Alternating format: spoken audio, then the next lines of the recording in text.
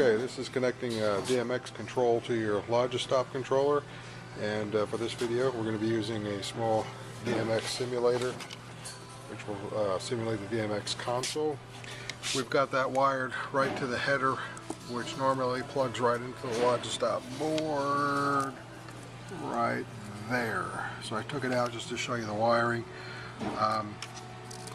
Topmost port, black wire is shield. Second port red wire is data minus, and third port white wire is data plus. The other two aren't being used. So now we're going to plug this right back onto the LogiStop board here, like that, and we're ready to go. So now we do want to make sure that we have got the LogiStop DMX enabled. Now there's a set of dip switches right there and a set of circular switches that you can see. In order for the machine to be ready to accept the DMX signal, you have to make sure that the dip switch number 6, 7, and 8 are all on. And this is spelled out in the manual. That's those switches there. But what their function is, switch 6 just requires a full 513 byte packet. Switch 7 is DMX enable, so if switch 7 is off, it will not accept the DMX signal, just ignore the port. And switch 8 is a termination resistor. Now, you want to have that on unless you're hanging this on a DMX network that has more than 3 devices. So if you have more than 3 devices on your network, you want to turn switch 8 off, because you're not going to need that termination resistor. Now the circular switches next to it are where you assign your base address for your DMX. And what that does is that sets what the positions. Now you have 1 to 20 possible positions that you're going to program, and the first address that you set is for the number 1 position, and then they're sequential after that. So the next address would be the number 2 position. So we have it set, I don't know if you can see it, but we have it set right now at 001. So I have got the 100th bit set at 0, the 10th bit set at 0, and the 1 bit set at 1.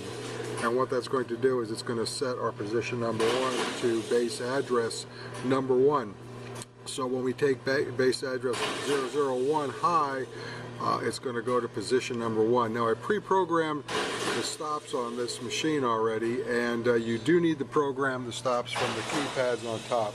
You cannot program the LogiStop from the DMX. You can only operate the LogiStop from the DMX. So you're limited to operation only, not programming. So already programmed the stops. I'm going to turn the machine on. See the board come up. It's going to come up in its lock state, which if you watched the previous video on how to program the stops, which you kind of have to because you should have the stops programmed before you connect to DMX, you'll see that it came up in its lock state, meaning it lost power.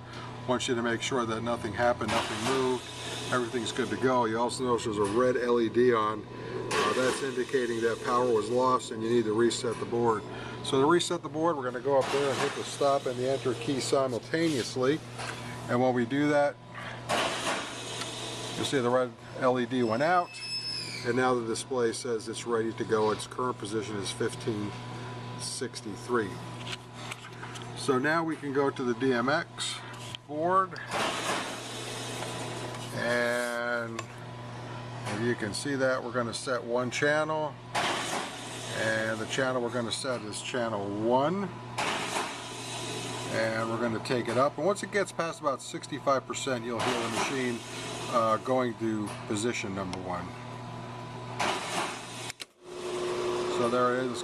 Now I can bring that channel back down. It doesn't matter. I mean, the machine shut off, but it didn't shut off because I took the channel down. It just reached its pre-programmed stop. You can bring the channel back down. The machine's going to continue to go until it satisfies its position or until somebody hits the stop button.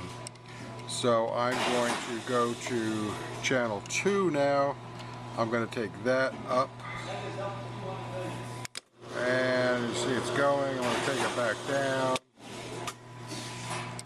and now it's at position number 2.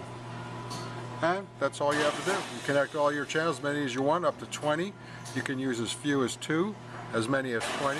Program the ones that you're going to use. Don't program the ones that you're not going to use. Make sure your dip switches are set correctly and that your base address is set correctly, and that's all you need to do, and it's ready to go.